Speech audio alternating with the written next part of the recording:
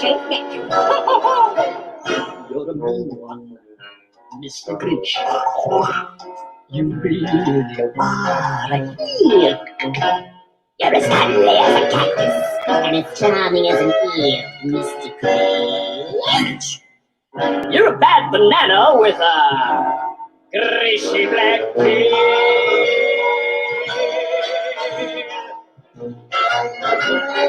Just face the music, you're a monster, Mr. Grinch. Yes, you are. Your heart's an empty hole. Your brain is full of spiders. You got alligators all over, Mr. Grinch.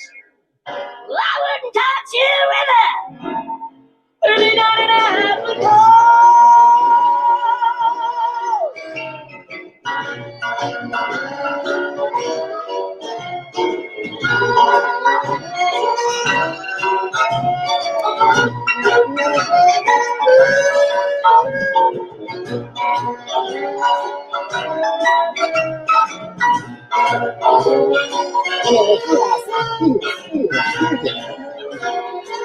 No one's denying.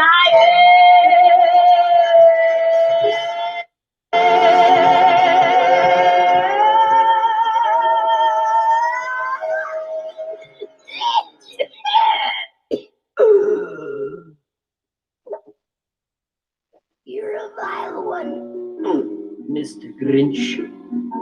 You have termites in your spine.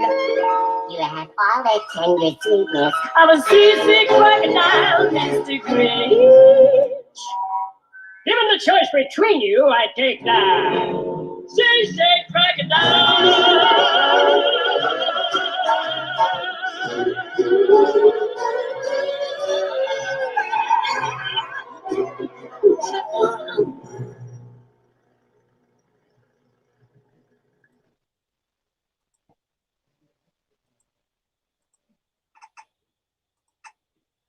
Festive greeting in our legion of elves and reindeer. Welcome to Podcast of Storm, where socially awkward snowmen, crazy stalking stuff, and all-around naughty list members convene to talk and debate all things pop culture. With me, as always, is my co-host, the Jolly Holly Bookworm, aka the Authenticator, Dalton L. Mortimer.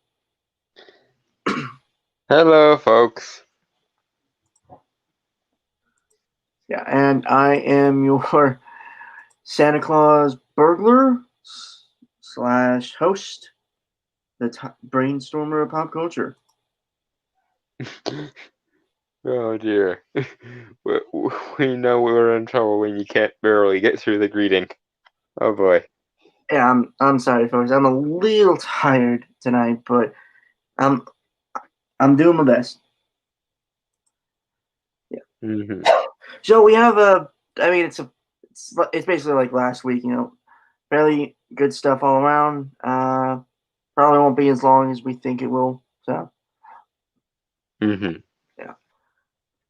So let's start with the first thing, which is favorite songs. Dawn, do you wish to start first, or shall I? You can go first. Okay.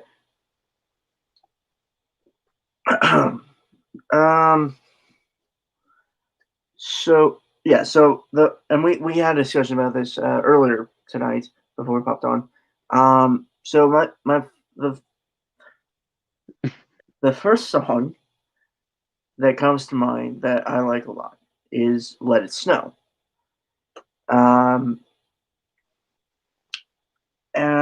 I think mainly because it was kind of like it was really one of the first earliest songs of my memory that I can remember listening to during Christmas time. It's either that or "Baby It's Cold Outside," I believe. But yeah, I like "Let It Snow" because it's similar to just a plain old like kind of rock music song that I've listened to. But it's like the idea behind it is, even though it's kind of shitty outside, you still have like the company of good people that you can just enjoy a nice night inside, even though it's like snowing a bunch and like it's a blizzard and stuff outside. So yeah, it's that's mainly the reason why I like Let It Snow, and it's catchy. So Hmm.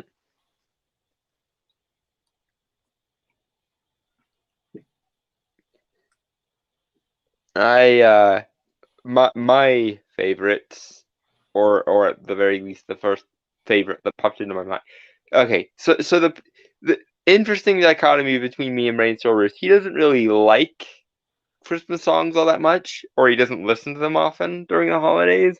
Whereas my thing is, I have a hard time choosing between basically all the Christmas songs because I can find something to like about just about every one of them.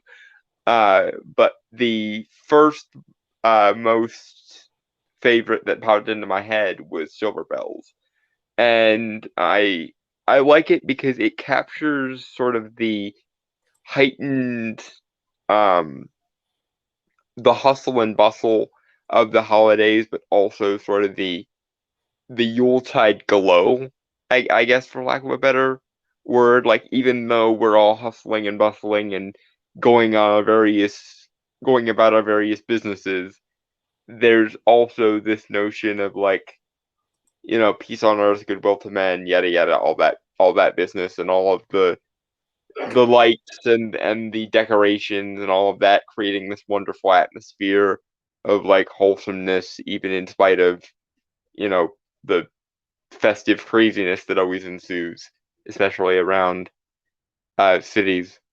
Although I don't really have too much point of reference for that because I am in the middle of freaking nowhere, which is ironic to me considering that Brainstormer lives in the middle of a city and this didn't occur to him at all.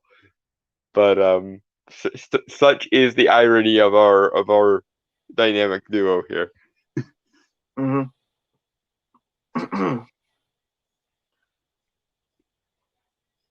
So is that it for favorite Christmas songs?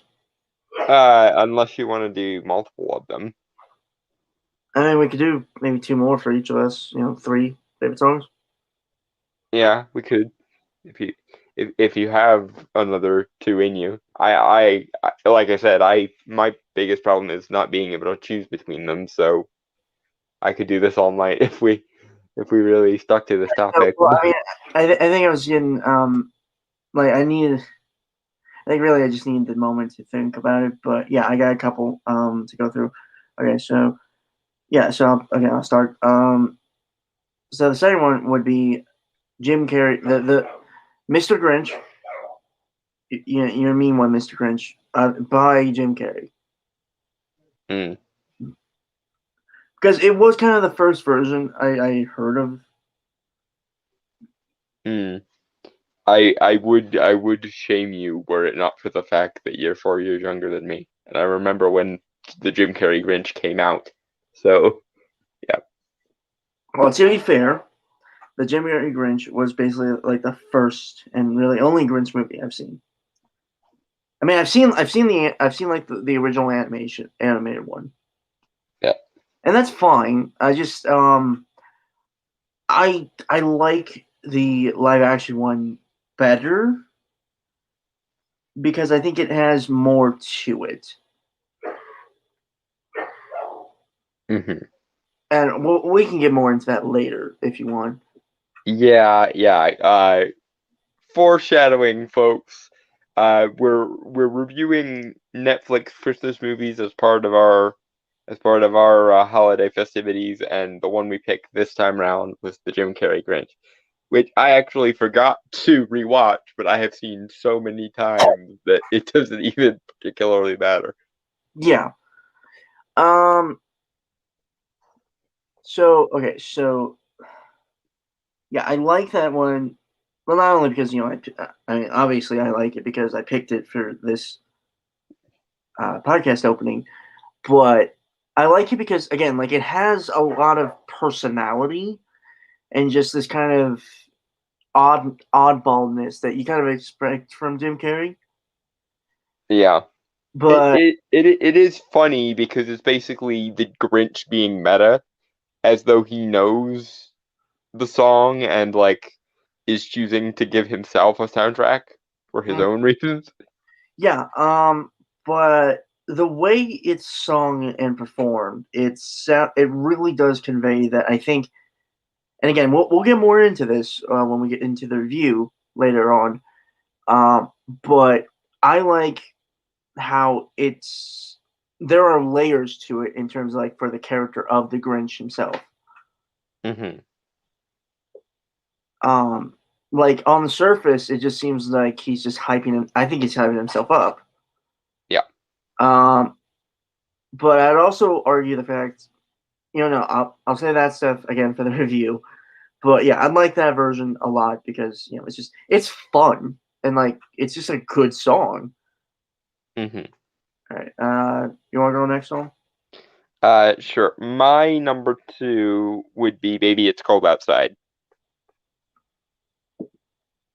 And honestly, I didn't know how much I loved this song until it became the sort of cause celeb among the social justice crowd to dethrone it.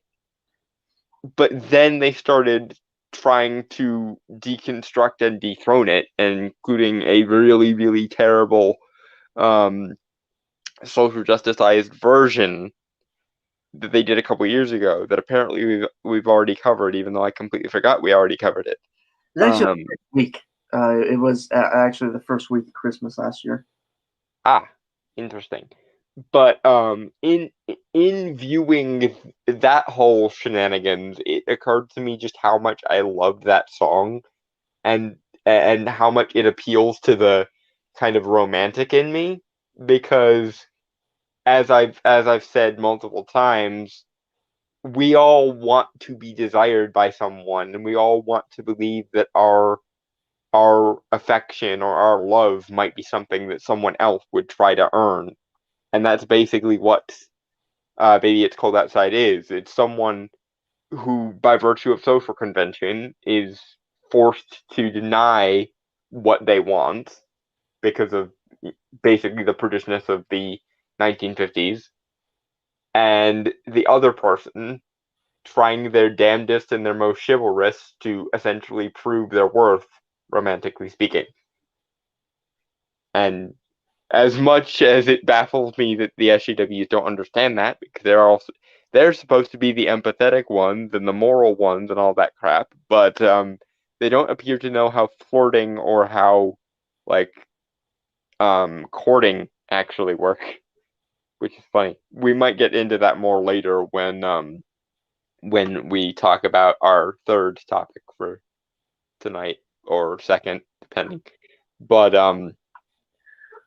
yeah, it appeals to every romantic part of me, which gets especially achy around Christmas, because Christmas is such a wonderful time, and there's a part of me that would kill just to have someone worthwhile to share it with, and just the usual feeling of I'm going to die alone and never matter to anyone Dalton?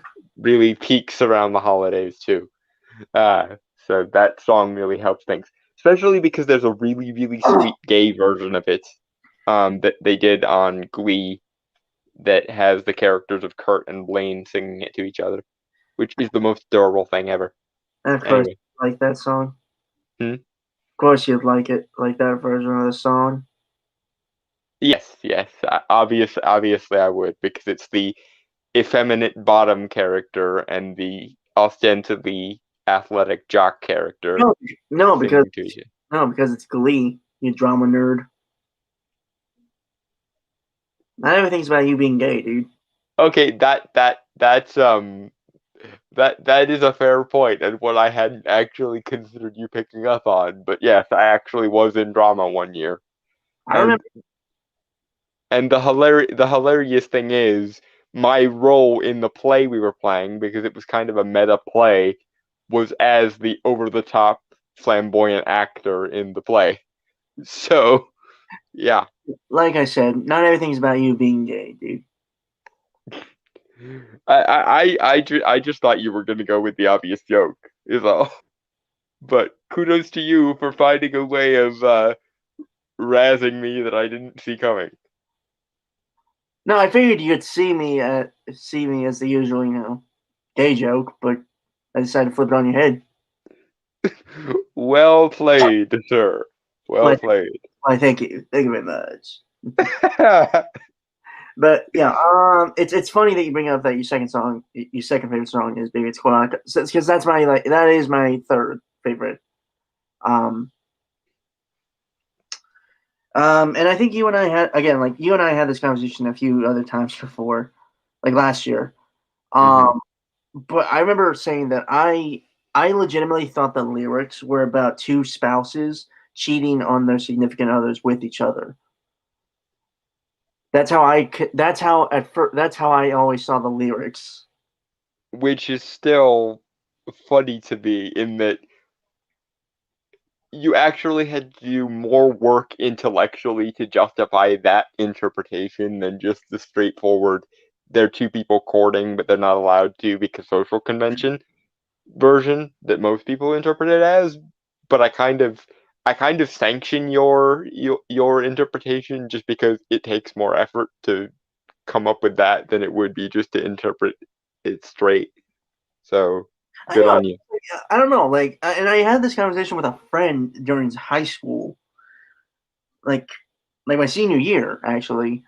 Um, and just I told him, like, hey, I think this sounds like these two are cheating on two other people with each other, and it came off to me like that. I don't know how or why it just sounded like it to me.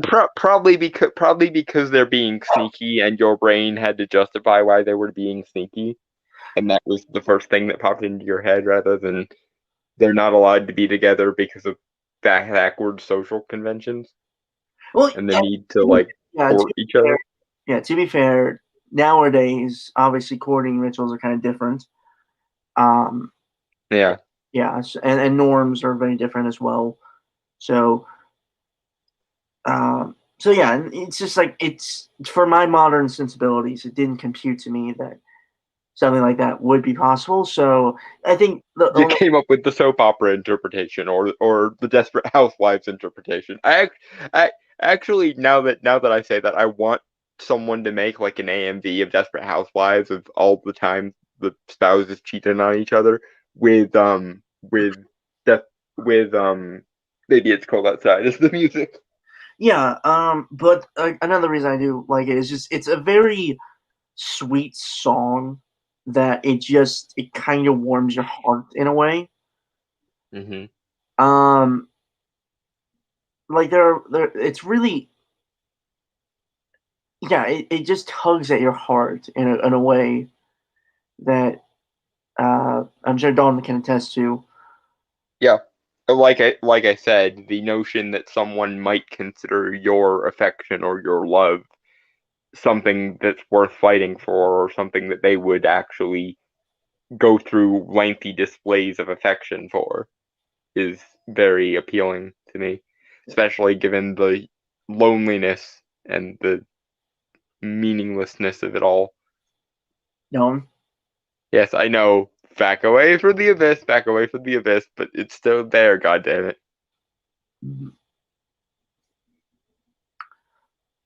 So yeah, that would be my plus I've seen like a lot of like fan animations and stuff that play that song over it, like Hmm. animatics, Hmm. and it's just really good and it works a lot. Yeah. So yeah, that's my third favorite song in terms of like in terms of like the winter holidays. Well, Jinx, I suppose, because we both consider that song one of the better ones of Christmas. Yeah, well, I mean, you have it as your second, I have it as my third. So Yeah, but it's still even our reasoning was very much the same kind of thing.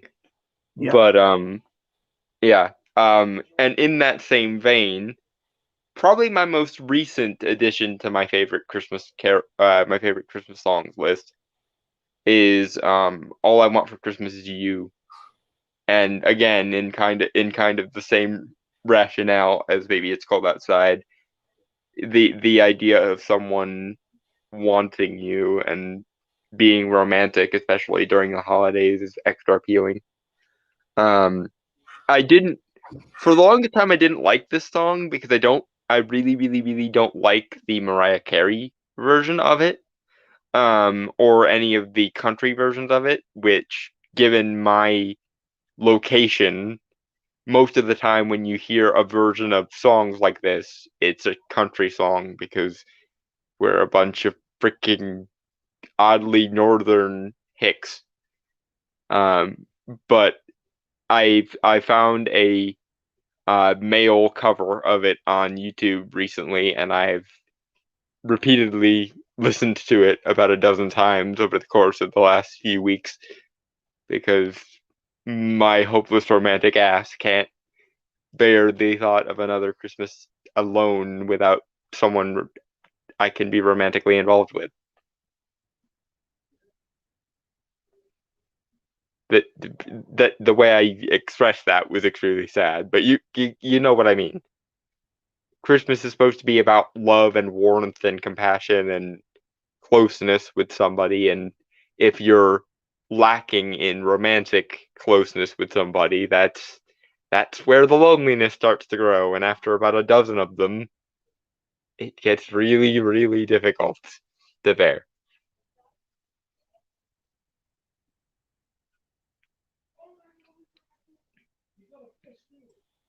And then it was quiet. I don't know if it's because Brainstormer left the room or if it's because... No, I had to. I mean, yeah, I disappeared for a sec, but I'm back. Okay. I just didn't want StreamYard to be annoying again, because that would be really annoying. All right. So I mean, like, do we have? Yeah, I mean, like, that's pretty much it for that topic. Yep. Next. Mm-hmm. Right, so this is from BBC.com. Dalton sent me this. Sent a lot of stuff, actually. Mm-hmm. So should we stop listening to these Christmas songs by Taylor Dior Rumble? This was published December 3rd, 2018. Yeah. I'm going to go on record that my initial instinct is a no, and not only a no, but a hell no. But as I always say, the part of the argument that matters is the actual argument. So, let's see if they can convince me otherwise. I'm not holding my breath, though. Okay, well, it doesn't really have like an opening statement of any kind, so she goes right into it. Well, that's argumentation fail kind of already, but oh well. It does have a picture of Ricardo Montalban and Esther Williams saying "Baby, It's Cold Outside," and yeah, 1949 film Neptune Star. Really, I thought it was older. Huh. That's surprising. I don't think theirs was the first version of that song though. Okay. I think it's one of those. The thing with Christmas songs is every musician at some point does a cover of Christmas songs. Like the most popular modern day versions are probably Michael Bublé, because he's basically discount hipster Sinatra. So yeah, I mean he can write good songs, but for the most part he's just hipster Sinatra. And yes, I'm being a little bit of a music elitist, but shut up, because he's an annoying hipster Sinatra. All right. I prefer good old fashioned Frank when I need some Sinatra, but that's just me. All right. Baby, It's Cold Outside is one of those Christmas songs that's about as traditional as mince pies. Mince pies? It's the BBC, so they're obviously going to default to British Christmas traditions. Well, good for them. Yeah. Mince pies are basically dried fruit minced up into a pie. It's basically I kind of get what mince pies are about. It's just like, obviously we haven't had them here in the States, so. Yeah, they're kind of a very old school, like Victorian English tradition, so it's one of those things that didn't carry over across the pond here. Although I actually do enjoy kind of the ye old English way of doing things, especially around the holidays. So I might add that to the rotation of Christmas desserts. But an American radio station's decision to pull it from the playlist. Again, this is from 2018, but I'm sure they've done it lately too. Because of the vendetta against this song in particular for some goddamn reason. All right. But it's seen as unsuitable in the #MeToo era, as reignited a debate about the song and raised questions about other potentially questionable Christmas songs. Oh.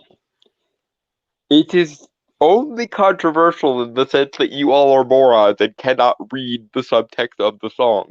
The very obvious and blatant, barely even subtext of the song. It's about two people trying to navigate the labyrinth of social conventions of the, repressed past era and court each other or have a romantic liaison with each other in a way that they know their families aren't going to approve of.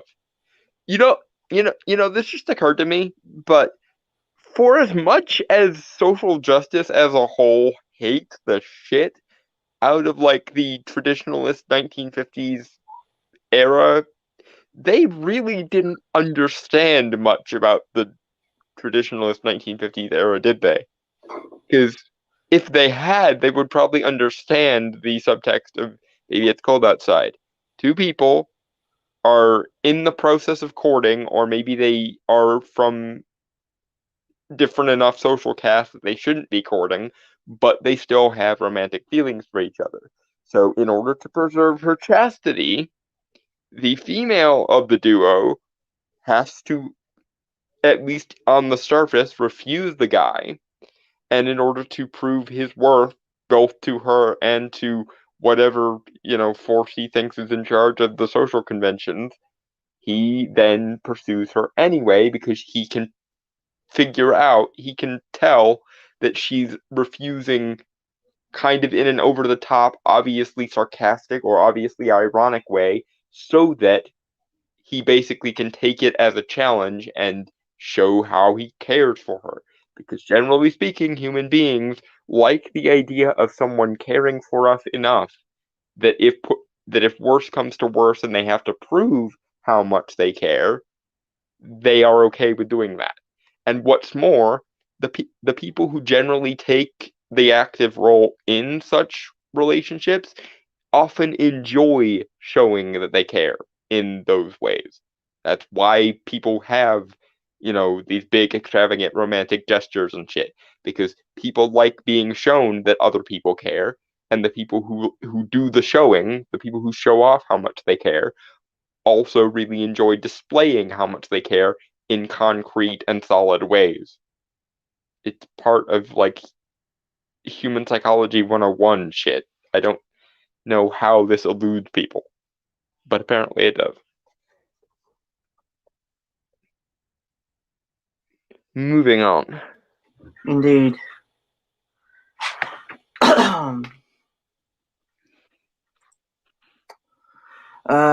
Baby It's Cold Outside found a wide audience as a duet between Ricardo Montalban and Esther Williams in the 1949 film Neptune's Daughter, and in recent years has been covered by the likes of Lady Gaga and Michael Bublé. Bublé. Again, he's hipster Sinatra, and he annoys me. Why does that name sound familiar? Because he's famous for basically taking a lot of old school songs and recovering them. Wait, did he do Feeling Good? He may have. Oh, He also did a song, which I believe was one of his few originals, called I Just Haven't Met You Yet, I believe is how that song goes.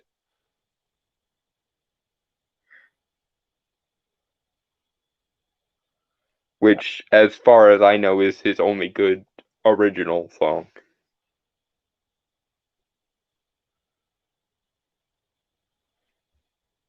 don't think he's that bad.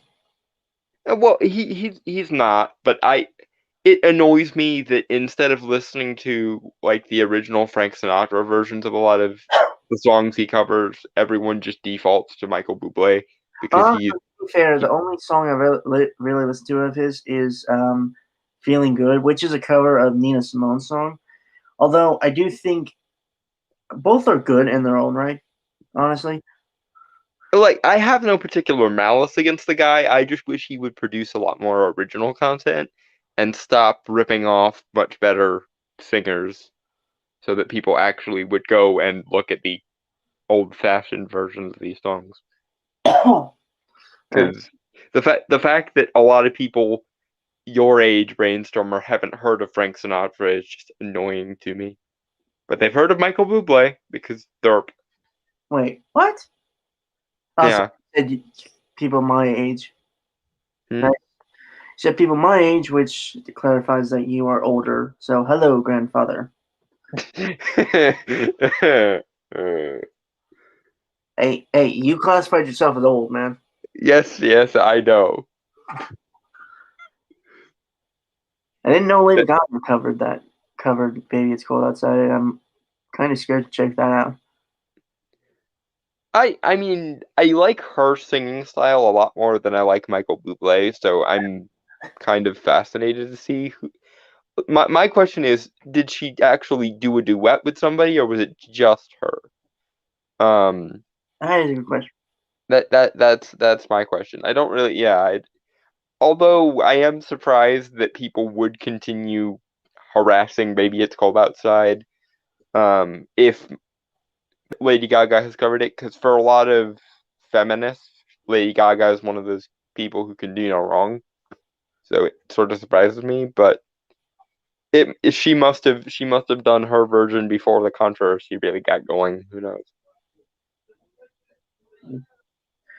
Well, okay, so yeah, critics of the song see it as the story of a man pressuring a woman into spending the night when she doesn't want to. Again, have you ever even listened to the song? Okay, let me again explain this like you're 5 years old because you appear to have the mentality of 5-year-olds in regards to this song. She, by virtue of existing in whatever decade the song was originally written in, wants to engage with him long term. She wants him to stay. But because of the roles, the very strict gender roles of those previous eras, she has to at least put up a front of being a chaste, respectable woman. So she baits him into demonstrating his affection for her by playfully refusing her. That's what this is. The throwaway lines like "baby, what's in this drink" and so on are supposed to be kind of tongue-in-cheek jokes, as in she's looking for an excuse to justify why she's not in control of her actions, so that when somebody in her family or in her wider social circle finds out about this, she can go, "Oh, well, there was something in the drink," or "Oh, it's that." The whole point of the reason why it's called "Baby, It's Cold Outside" is because that's basically the most useful default excuse. We got caught in a snow. Like you can literally imagine this in your head if you so want to. Imagine two people who are engaging in a respectable social call with each other, and they have feelings for each other, but they can't express them because of the weird rules around courting of whatever era they're in. So they try to come up with excuses, and then a snowstorm starts. So what's the most obvious excuse? Well, I don't think you should leave because it's cold outside and it's snowing. And she doesn't think she should leave either because, well, it's cold. They that's why they keep defaulting back to "baby, it's cold outside" is because neither of them wants the other to go, and they both want to spend the night together. But spending the night together with someone you weren't married to back in the day was considered something unheard of, or at the very least shocking and not respectable. So if they wanted to spend the night together and still maintain their social graces or their reputations or their respectability, they have to come up with some excuse whereby he can play the chivalrous good guy and she can still play the chaste, reserved good little woman. That's the logic of the song. And the song essentially amounts to foreplay because she wants to see if she playfully jabs at him with all of these chaste excuses, how far will he go to try and convince her to stay on the other side of it? Because that would demonstrate to her how much he actually cares about her, is the logic of the song. But it apparently completely went over everyone else's head. Apparently, these people completely missed that part of the song. And again, it's ironic to me for how much these people hate the 1950s, they knew nothing about how the social norms worked back then, apparently. Yeah, check out Billy Joel's song "We Didn't Start the Fire." That's pretty much encapsulating how the world is. That's an interesting poll, I guess. Just the world's always kind of been shit, no matter what generation you're in. Yeah, every new generation has their weird thing. Wait, I mean, how many decades do you think people are going to be talking about? Remember 2020? Remember how awful and weird 2020 was? Because that'll be hilarious, I think. Yep. Yeah, moving on. Yep. Critics of this, I already read that. Mm-hmm. In particular, the line, say, what's in this drink? No cabs to be had out there, has led people to make a link with date rape. It's funny how you already just covered this. She's joking so that she will have a socially respectable excuse to sort of technically get herself out of it. Okay, so again, back to imagining the scenario without music this time, like I established earlier. Imagine the next day she goes up to one of her friends or her mother or her father or whoever, and they're like, "Oh, did you spend the night with him? Whoever the guy happens to be." And she can then say, "Well, it was there was a snowstorm and it wasn't safe for me to go out and there were no cabs and I think he might have put something in my drink or something." It's essentially, in case this goes to shit, I'll have it's about plausible deniability, if you're familiar with that concept. In legal terms, like it's sort of the idea of technically getting on out because you didn't technically make it aware that you knew something was going on. It's called plausible deniability. That's the entire song, Baby It's Cold Outside, is basically two people trying for socially sanctioned plausible deniability so that they can find a reason to spend the night together that isn't going to get them both publicly shamed the next day or him accused of raping her or something. The entire reason the bloody song exists is because the old school, religiously fanatical morons, the old school, oh, her honor as a woman is so sacred and his, lust as a man is so vile. The old school Me Tooers, if you like, would shame him for taking advantage of a woman, quote unquote, and shame her for being a slut for having sex outside marriage or sex before, they were engaged or some shit. So essentially, it's two people trying to avoid the exact shaming that these people are doing to it now. That's how far we've fallen. The bullshit people used to do to get out of the "how dare you, you're immoral" bullshit is now subject to the "how dare you, you're immoral" bullshit. because people are morons and they don't understand other people, which is the annoying thing. The biggest lie they'll ever tell you in history is that people from the past were fundamentally different from the people now. They weren't. People have always been people. The players and the customs have changed, but people's psychology is pretty much the same now as it was back when we were in caves and shit. We're stupid. Yeah. Alright. Yeah. I mean, like, you could make the argument, obviously. I mean, it's a stupid argument, but the argument's there. Yeah. In just about every version of the song, you can tell by the singer's voice that it's supposed to be kind of a tongue-in-cheek joke. It's a passing remark of like, oh, you can almost see them going wink wink nudge nudge, what's in this drink? Like you can imagine them going and nudging each other with their elbows, like, I know, we'll say there's something in the drink and it'll be really funny and it'll maybe get us out of this.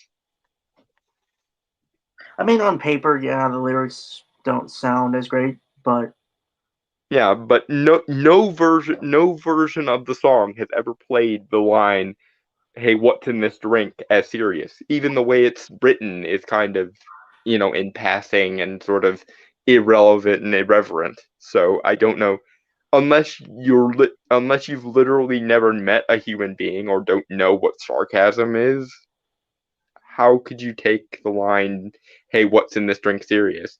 And again, for anyone that has a problem with this song, I challenge you to go and watch The Gaver, because I weirdly think, I have a suspicion that these people, these social justice advocates, were so vehemently against this song. If they listen to the gay version from Glee, they'll get it. They'll get that it's all supposed to be tongue in cheek and all supposed to be about socially sanctioned, plausible deniability and essentially covert flirting. But my question is, if you can get it when it's Kurt and Blaine and Glee doing it, then why can't you get it when it's a heterosexual couple doing it?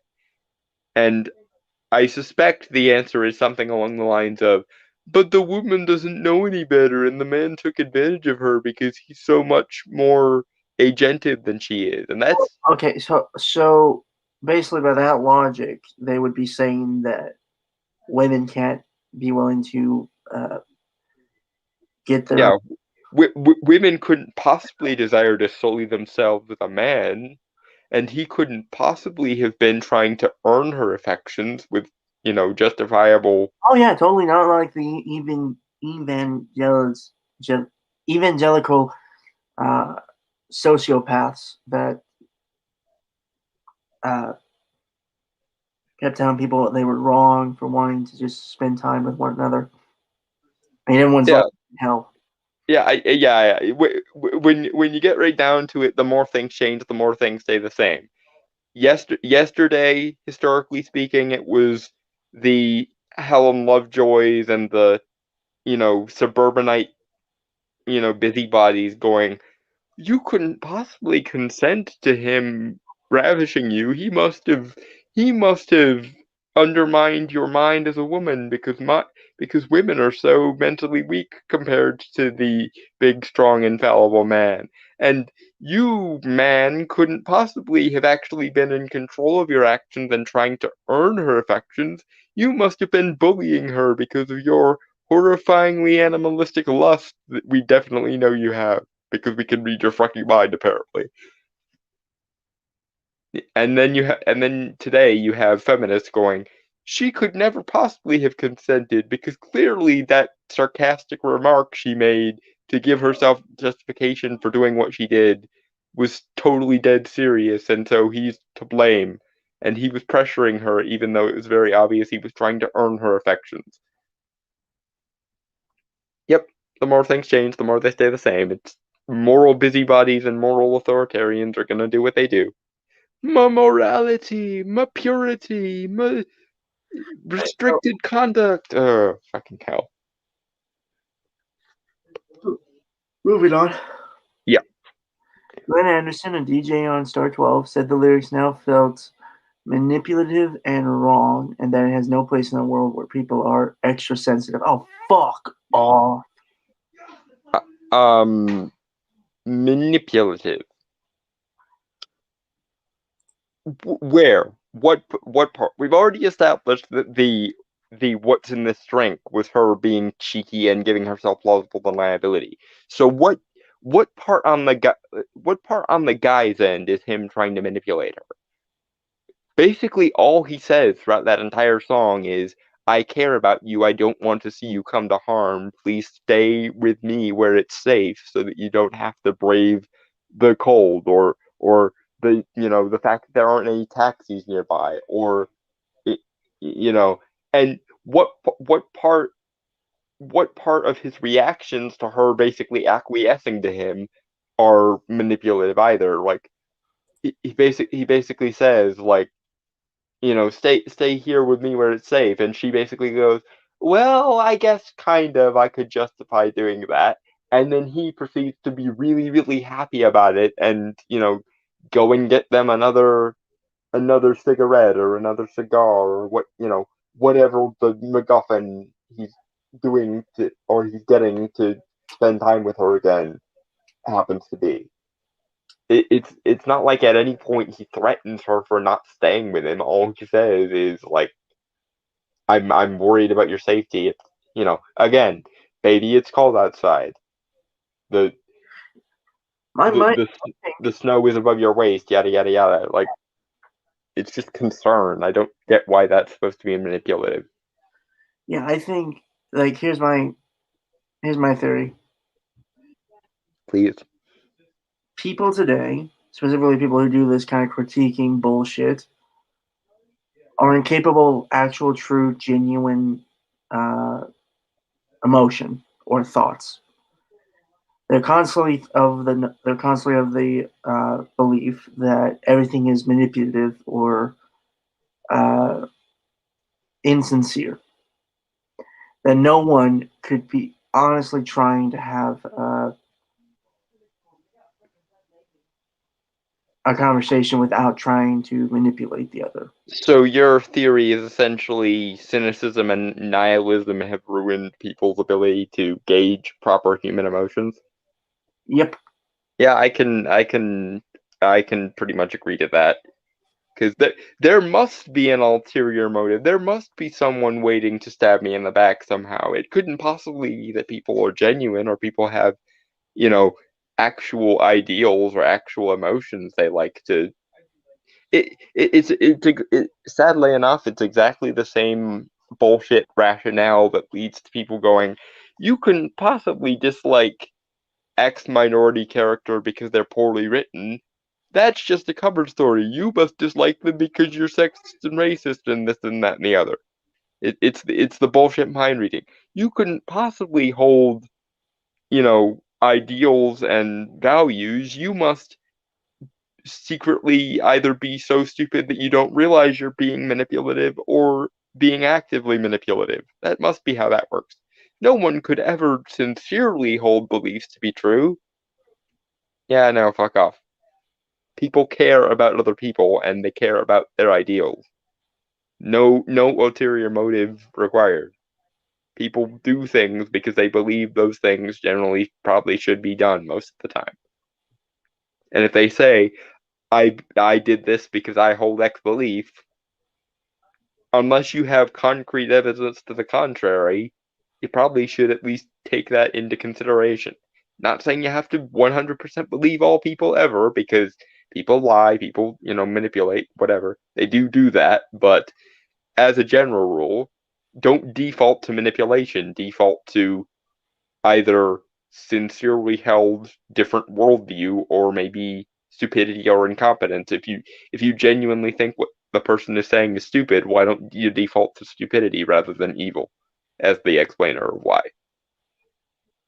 Because let me tell you, the stupidity of human beings is infinite enough to explain just about every dumb thing we do. All right. Yeah. Next. Yeah. However, a former English teacher wrote a feminist defense of the song in a viral Tumblr post, suggesting the woman was excusing her uncharacteristically bold behavior either to the guy or to herself by blaming it on the drink. Holy shit! One of them figured it out. And this is on Tumblr. I like genuine for real Christmas miracle, ladies and gentlemen. A feminist actually appears to have accurately determined, at least in part, why people do the things they do. Now, I might be being a little greedy here, but how about you give the guy a positive interpretation too? That might be too far because, feminists tend to dislike men and masculinity and in particular chivalry, but at least she got halfway there. Now, if she can just give the same benefit of the doubt to the male character, and we'll be off to the races. She might be the feminist chosen one, the one true feminist who actually is in favor of equality. I never thought I'd see the day.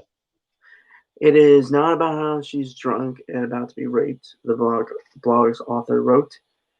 It is a joke about how she's perfectly sober and about to have awesome consensual sex and use the drink for plausible deniability because she's living in a society where women aren't supposed to have sexual agency. Well, I'll be darned. Again, she got it right. Now, if you could just see the other character as equally, fine in the situation, we'd be off. I'm willing to give the benefit of the doubt on the fact that I think a lot of people focus a lot on the female aspect. Yeah, it's the usual gynocentrism thing of the woman matters more, therefore. No, I but don't think that's it. I think it's just because like all the arguments kind of center around the woman, so I just feel like that makes sense to cover that part. yeah, but then again, in almost every version of these events, in almost every feminist interpretation of these events, the guy comes out looking like a mustache twirling villain. So it'd be nice if she could expand her empathy to, and therefore the guy also didn't do anything wrong, and he was just trying to justifiably earn her affection by proving that he was a worthwhile partner. And I say this as your friend. Could you not do the whole man's right activism right now? I know I'm being greedy. We got halfway there, and I wanted to get us to. I wanted to take the ball to the proverbial end zone or whatever the fucking metaphor is, but we at least got halfway there. I will take the win in this case. I just really wish we could, as long as we're putting this fucking bullshit to bed, it'd be nice if we could go all the way. But oh well. All right. Opinion on social media has been mixed. So we have a few Twitter things. Burgers. Lots of outrage over Baby It's Cold Outside, but let's be honest, the song is skeezy. The "Hey, what's in this drink?" line in particular is super problematic. Fuck off. It's about time to retire some of the classic, he used air quotes, Christmas songs that get played to death this time of year anyway. Okay, first of all, you don't get to invalidate what classic means. Stop acting as though it's an ironic label. Fuck off. Secondly, the woman who made that post possessed the rare quality of self-awareness. So you can fuck right off. Again, it would have been nice if she had extended that kind of benefit of the doubt to both characters while we're at it, but baby steps. She got halfway there. I'm not being that picky. To be fair, that was only an excerpt from the blog itself. It is possible she might have actually defended the entire thing. And if she did, then my astound, this is a fucking Christmas miracle of self-aware feminists remark gets doubly intensified. But again, as both I and the self-aware woman have explained to you, the "baby what's in this drink" remark is ironic and flirtatious for the sake of cheeky flirting and plausible deniability. Have you never humaned before? Probably not. That again, I agree with your theory. It's the idea that everything is so cut and dry cynical that they can't even imagine a valid kind of idealism whatsoever. People can't express emotions for purely emotional or positive reasons. They must have ulterior motives because reasons. Okay, moving on. Yeah. So okay.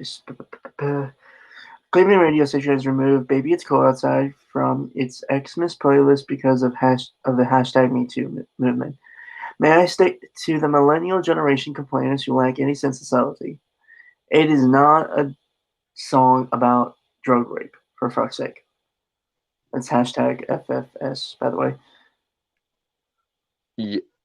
Yeah, I can't disagree with you there. It is most definitely not a song about any kind of non-consensual anything.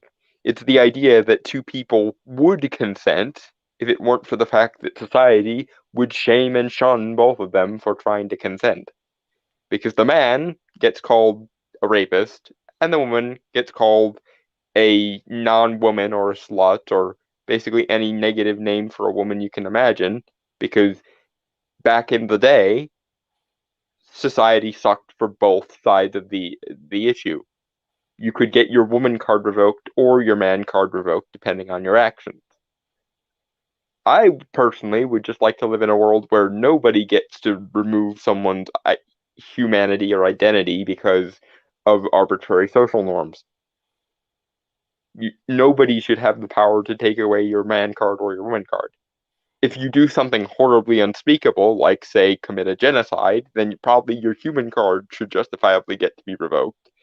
But nobody should be able to go, you're not a valid human because of arbitrary social construct, arbitrary social custom, yank, and then remove your woman card or your man card.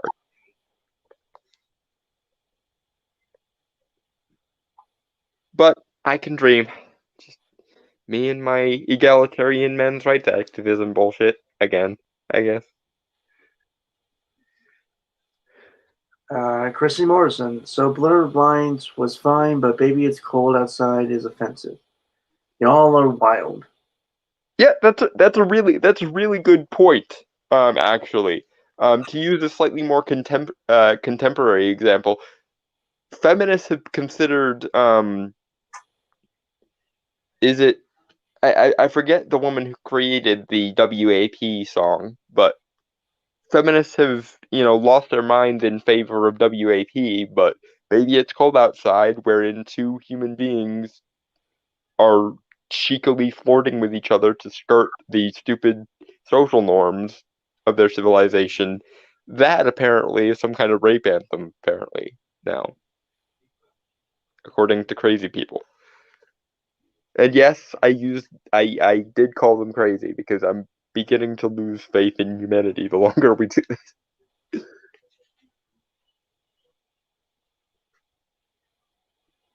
Anyway, moving on. Yeah. Okay. BBC Middle East editor Jeremy Bowen revealed that the proposition in a song even had an influence on global geopolitics. What in the name of 1,000 layers of hell are you talking about? I just, let's Uh, have it. Let's have the explanation. Maybe It's Cold Outside was a song that summed up all that was evil about America for Ziad Qutb, the Egyptian who became an inspiration for Al Qaeda. What the fuck? Oh, this is really ironic, actually. I'm betting that the logic was this just proves how evil America is. They actually let two people who aren't married have relationships outside of marriage and stuff, or outside of strict courting rituals. It's ironically the Muslims are roughly where the traditionalist Christians were 100 years ago or so. So they're seeing the fact that the feminists and the Muslims actually disagree with each other on this. They're seeing the fact that Baby It's Cold Outside exists as a sign that people are too liberated, and the feminists are seeing it as a sign that people aren't liberated enough. When exactly are feminists and Muslims going to go at it? Because if you want to look for a traditionalist patriarchy, I don't subscribe to the theory that Islam is particularly patriarchal any more than I do any other civilization, but as far as traditionalism goes, if you want to aim your guns at traditionalism, you might want to go with the people who actively cover up women so that men can't look at them.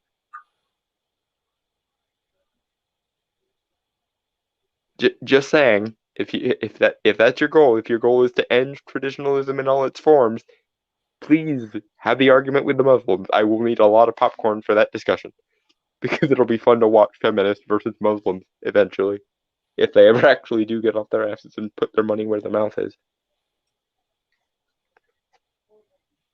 Moving on. Yeah. All right.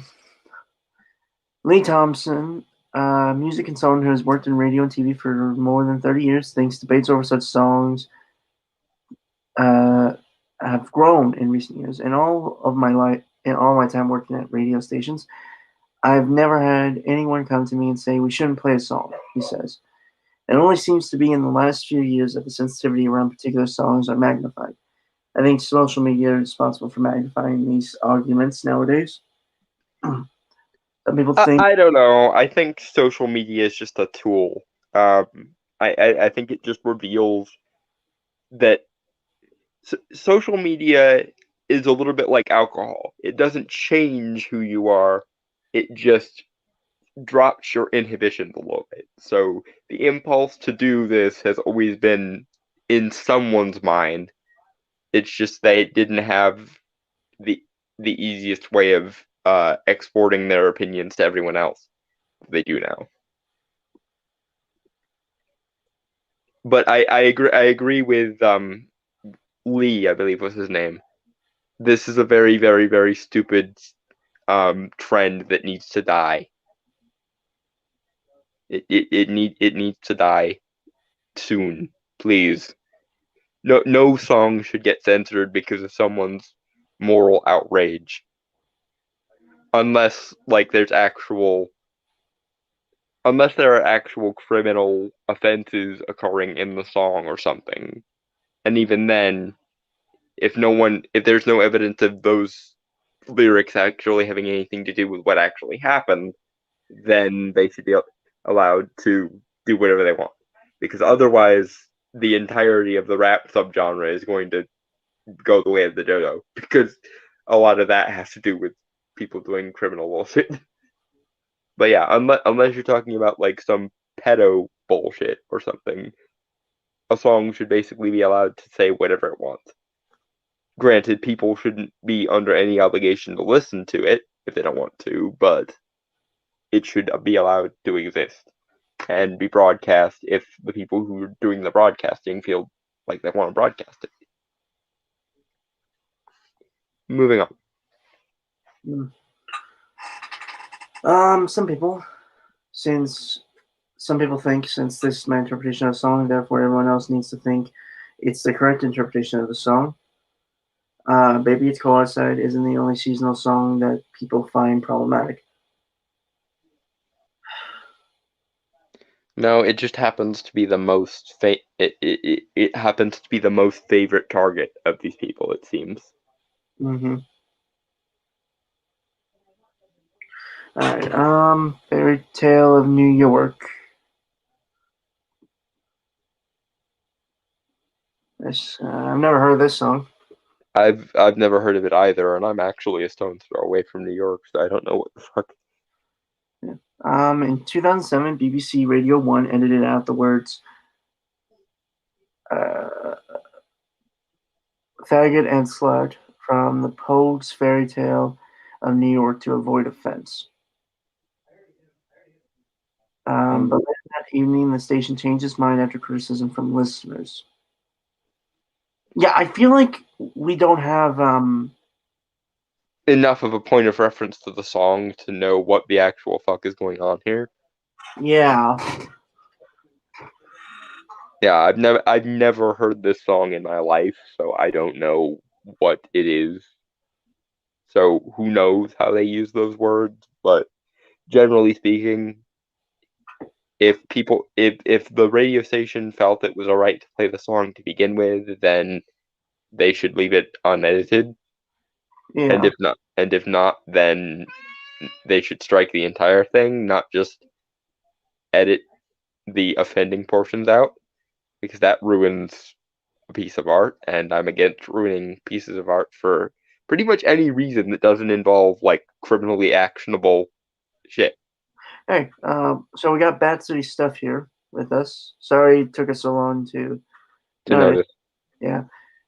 Hey guys, I edited the Dark Knight trilogy into 18 episode series. Each episode is about 25 to 30 minutes long, and I renamed the entire thing The Dark Knight. Each episode ends on cliffhangers. That's neat.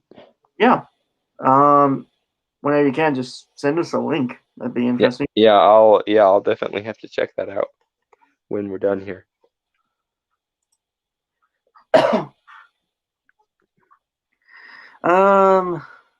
Justin Myers, a columnist of GQ magazine, wrote on his blog in November how allowing the song to be played on radio uncensored legitimizes the slur and burdens the LGBT plus community.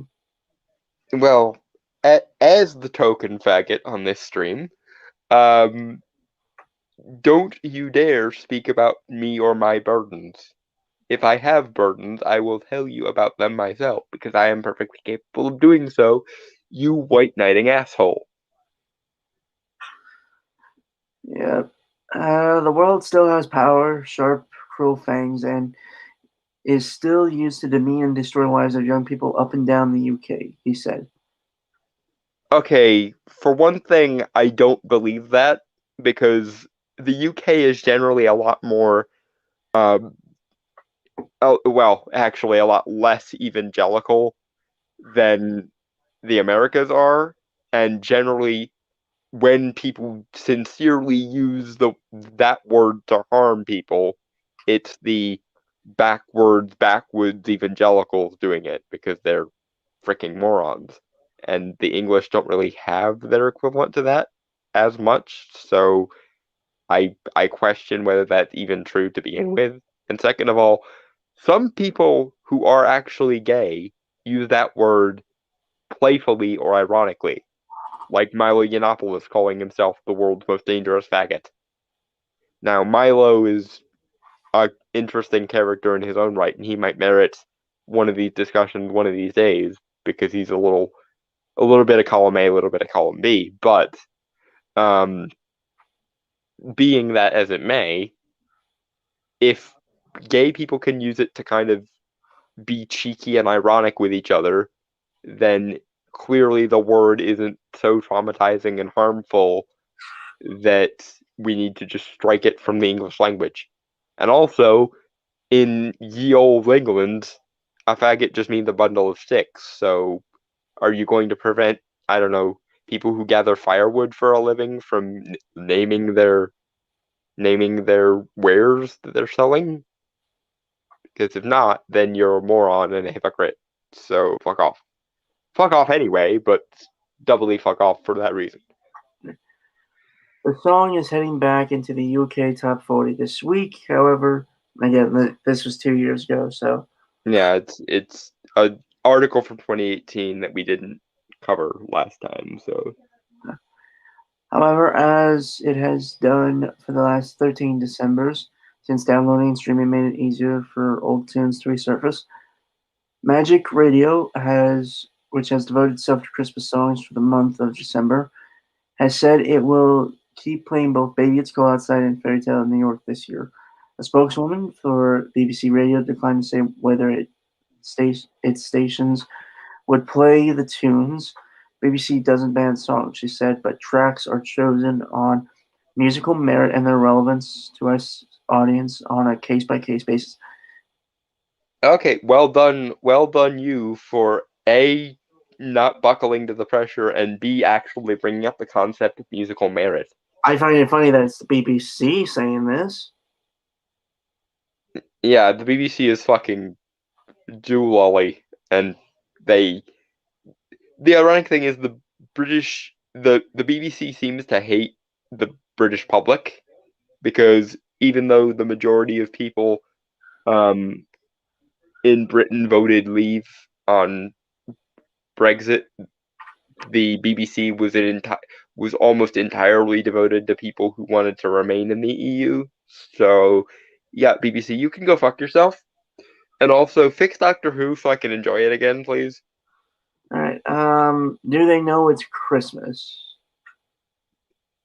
I am unfamiliar with this song too, so I don't know what I'm going to be able to say about this, but let's have it anyway. Despite being written to raise funds to combat famine in Ethiopia, the 1984 song doesn't refer to the country at all, but rather the entire continent, leading to accusations that it fuels the tired trope that everywhere in Africa is the same, rather than a place filled with distinct countries, each with their own unique culture. Really? That's the fucking issue? As far as I know, all that song does is ask a question, considering that the title of the song is a question. It doesn't appear to, and again, I haven't heard the song, so maybe I'm wrong, but I find it extremely unlikely that there's a song that's like them darkies, they just don't understand the Christianity. And considering that one of the largest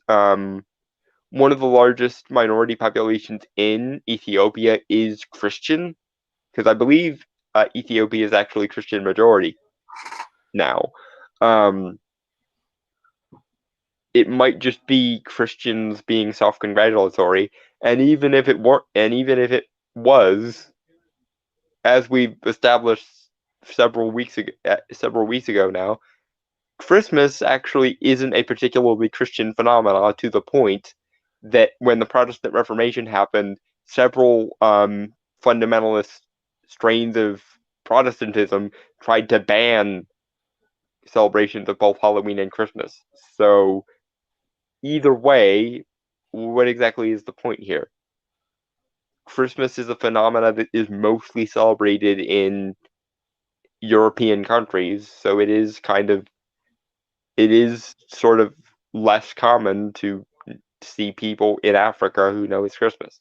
That doesn't mean they're bad people or they're somehow inferior. It just means that Christianity is less common in the culture, and so are the European variants of paganism that would also justify celebrating Christmas. So, what? Yeah, moving on. Mm-hmm. There is just a paternalistic way of thinking about Africa, likely Exhibiting. exasperated Oh, exasperated.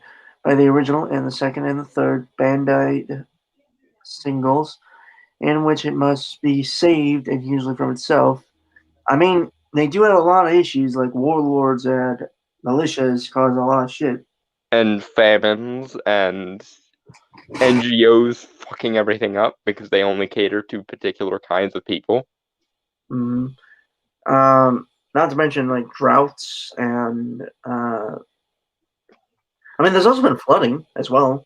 Yeah, so Africa has plenty of problems in a lot of areas. That doesn't mean there aren't, perfectly sane first world countries in Africa, but large swaths of Africa are not like that.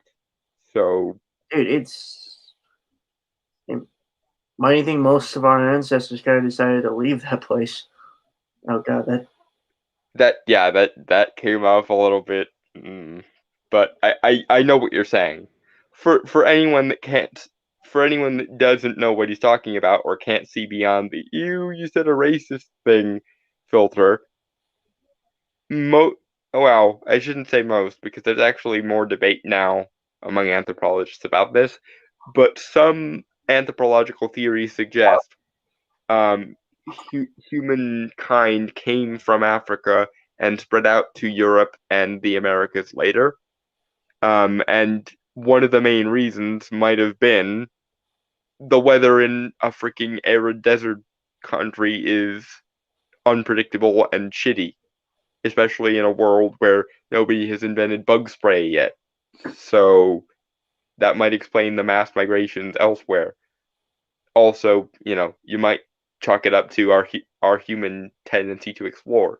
But either way, generally speaking, human beings would rather live in a lush, garden, more or less, than an arid freaking desert where there's snakes and spiders and every other fucking monstrous creature under the sun.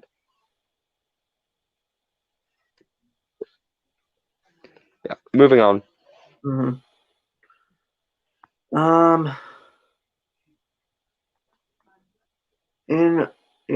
We say Africa in a way that we would never say Europe or Asia, wrote Bim Adewinemi in The Guardian in 2014. Again, I can't really confirm or deny that because I haven't listened to the song. Yeah. But given how much anti-European propaganda there is just in Europe right now, again, because the British government really seems to hate the British public and really, really love migrants for some godforsaken reason, I vehemently beg to differ. In fact, one of the biggest problems with the Western world right now appears to be various forms of self-hatred that other countries simply don't have. Do you think that there are anti-Chinese songs in China? And even if there were, do you think the authoritarian Chinese Communist Party would allow those to be played in public? Because I'm betting that if somebody came out with a Chinamen suck song in China, that person would be meaning a black bag before you could say whatever the Chinese word for China is. China. No, they have a. I'm pretty sure they have a different name for it. For China. Yes. Okay. Yep. I can never be fucking easy to talk. Because human beings enjoy making things unnecessarily complicated. Clearly. In the immortal words of Mary Poppins, why do you always complicate things that are really quite simple? Anyway. And yes, I'm aware of the irony of me saying that. She also pointed out that the lyrics reflected a popular narrative that those in the West were the benevolent elders helping out poor Africans, mouths always kneading and yawning. Really, I find it hard to believe that's actually in the song. Again, I haven't listened to it myself, but I really think that just inherently smacks of a disingenuous interpretation. Yeah, co-writer Bob Geldof gave the critics short shrift, saying it's a pop song. It's not a doctoral thesis. I completely agree with this person. It's perfectly justified to go, I wrote the song and the song doesn't say that, you fucking morons. Now, I generally speaking don't believe 100% in the authority of the author, because I find that to be stupid. Art should exist on its own terms, but...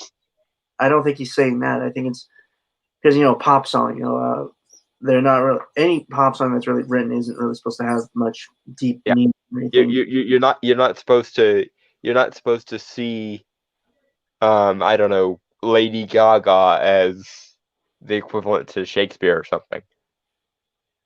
Yeah. Although given how much on a march to the idiocracy we are as a species, it wouldn't surprise me if in a couple thousand years we actually do. And God help us if we do, but fucking hell. All right. The original record raised £8 million for famine relief by selling 3.8 million copies, making it the second biggest selling single in UK chart history. Okay, so not only is the song unlikely to actually say that, but apparently a bunch of people in Africa, a bunch of Africans in Africa, don't actually mind the song. So even if it did say every evil, twisted thing you say it said, apparently the Africans themselves have no problem with that.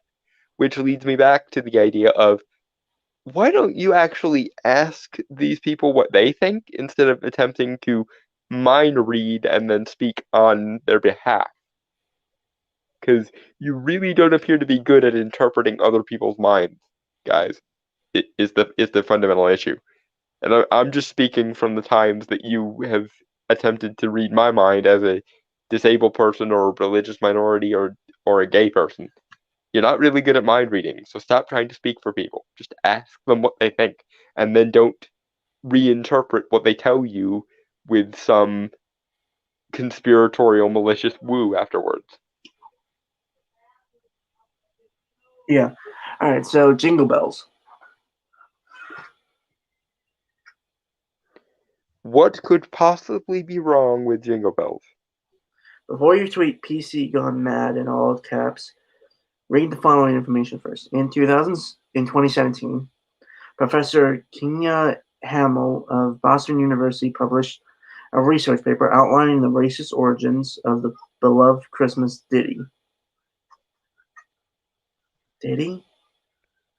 It's an old-fashioned word for like a upbeat song. Just fucking say song.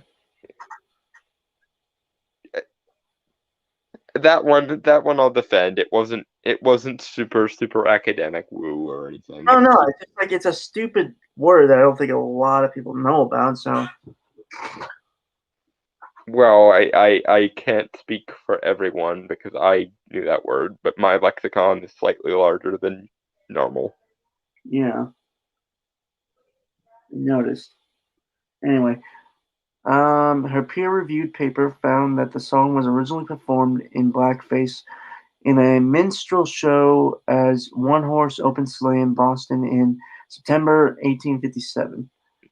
The song was written by James Pierpont, who was desperate for work after failing at other professional ventures, and Professor Hamill's research suggests he capitalized on minstrel music and used making fun of black people in the snow as a safe ground for his show.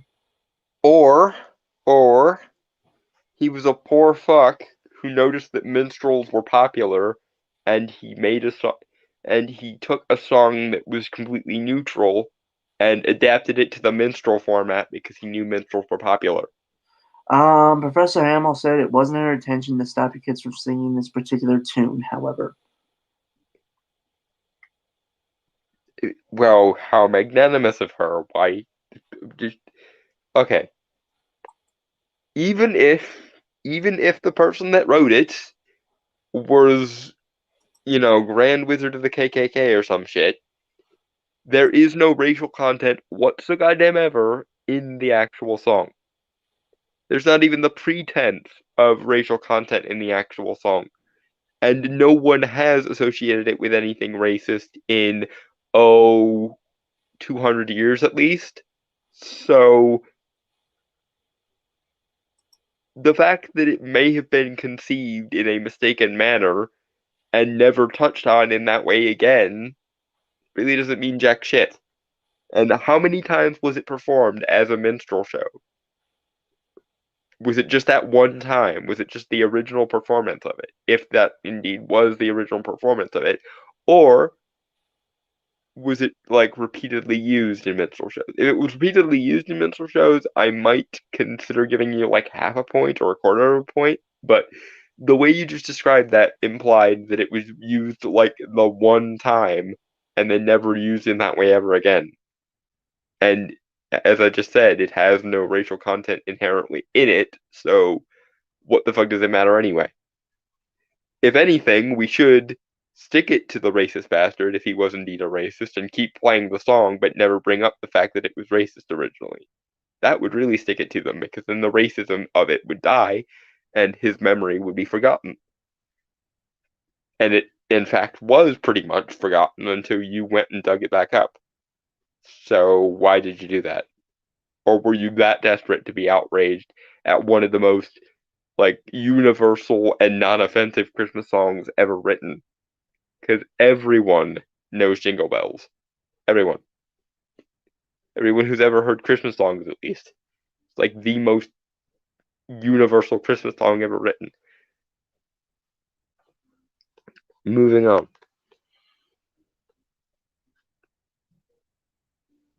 And I'm assuming Rainstormer left the room to do something.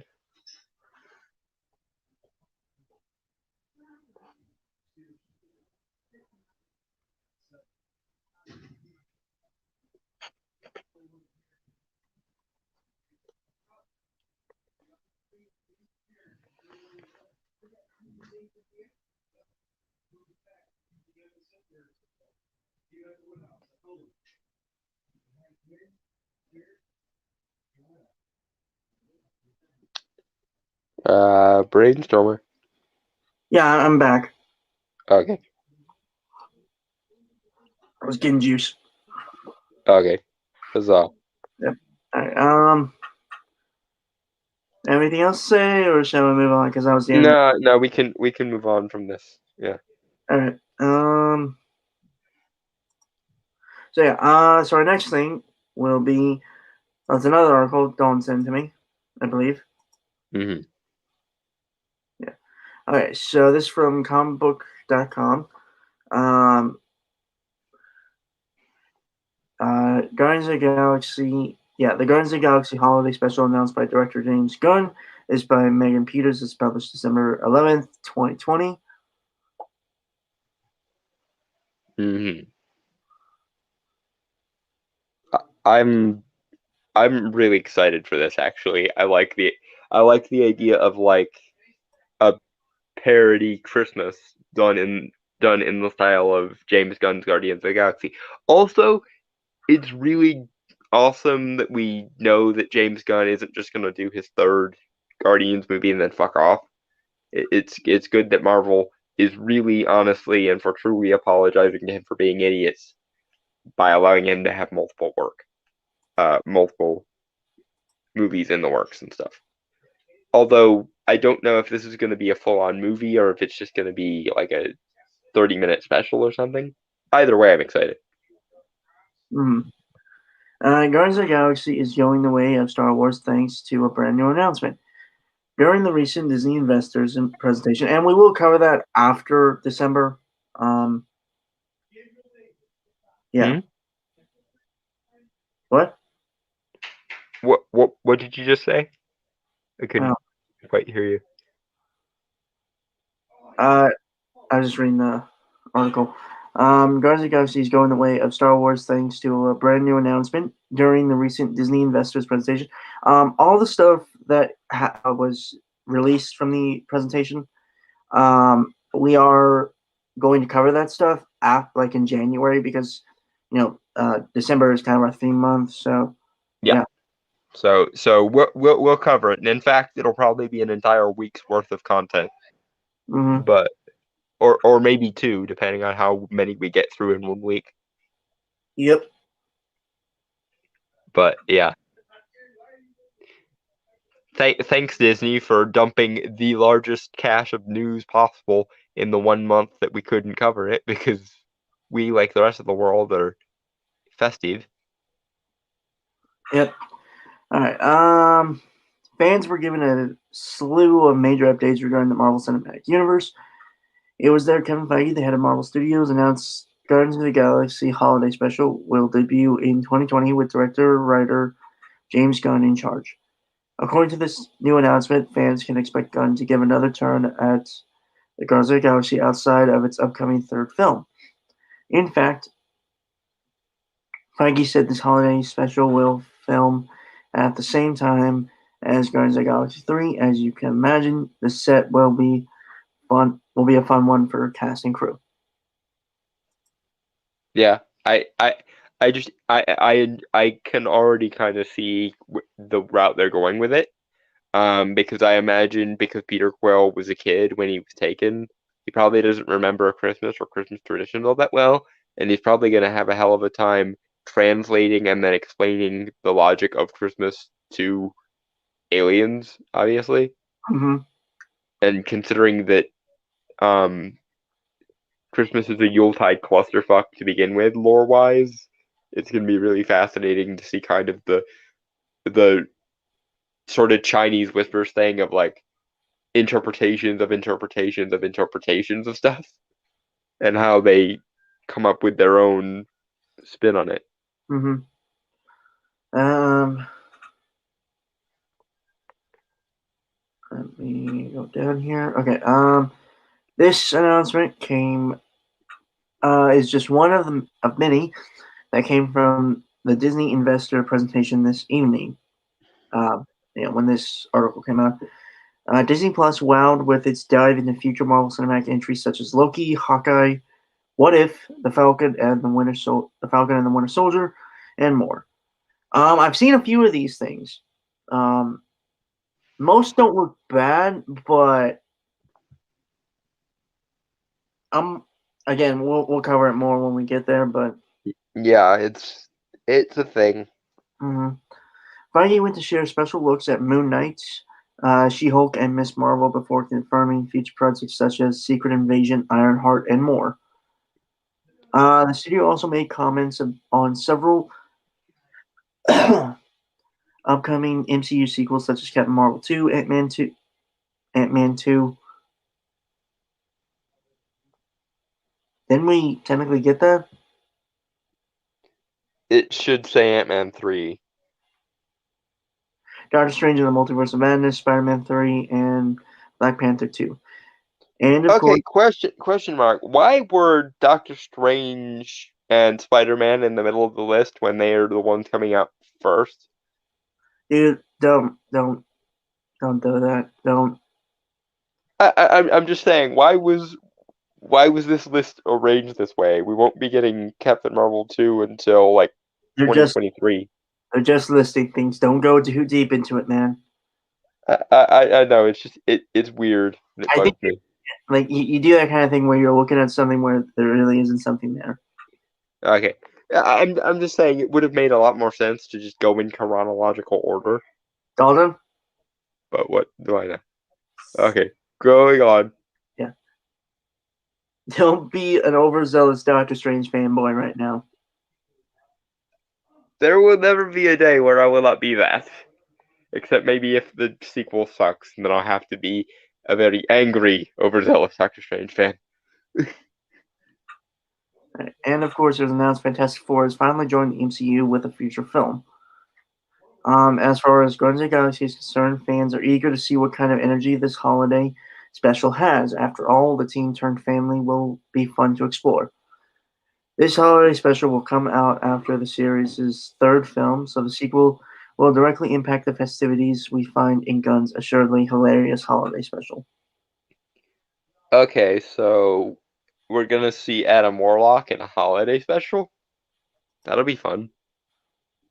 Because if it's set after Guardian 3 and they say Gunn said he was gonna do Adam Warlock in Guardian 3, so I assumed it was gonna be set just before, but I actually kind of like the idea of having Yuletide to follow up to Guardian 3. That seems fun. Yep. All right. Well, that's kind of it for that article. Uh-huh. So now Jim Carrey, The Grinch, like the review for the movie. Yeah. A movie that I'm sure everyone and their mother has seen by now because it's been out for 20 years, literally,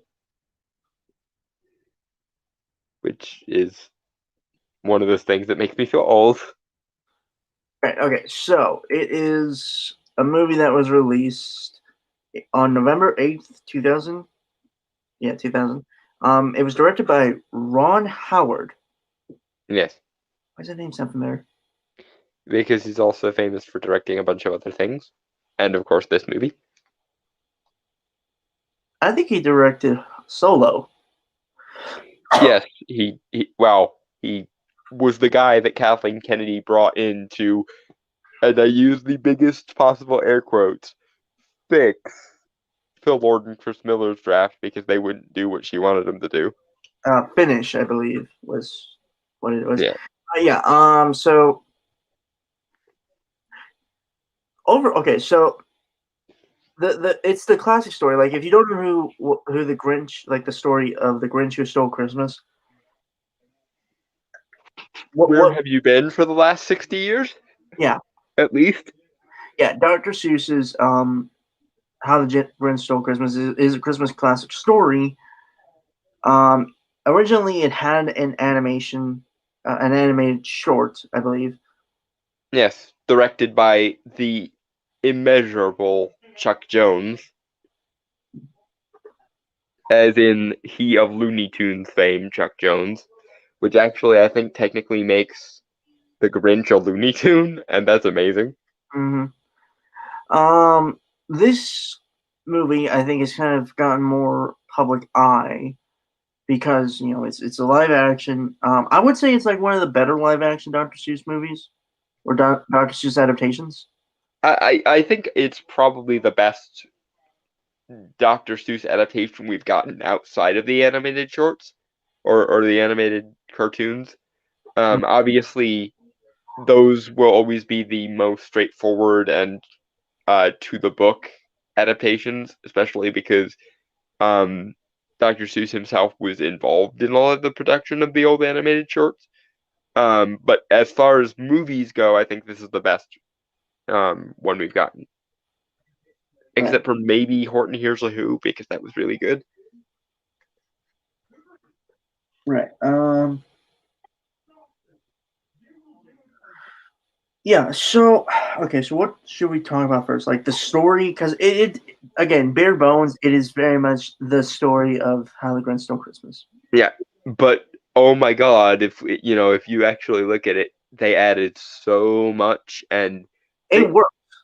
It does, and unlike a lot of people on the internet who for some reason have a massive hate boner for this movie, I like that Ron Howard kind of took the Grinch and he did to the Grinch what the director of the 90s Addams Family movies did with the Addams Family, and kind of made it social satire by making the Who's very much similar to the people of the day, the society at large, and their approach to Christmas, and the kind of over commercialism and the cynical nature of everything.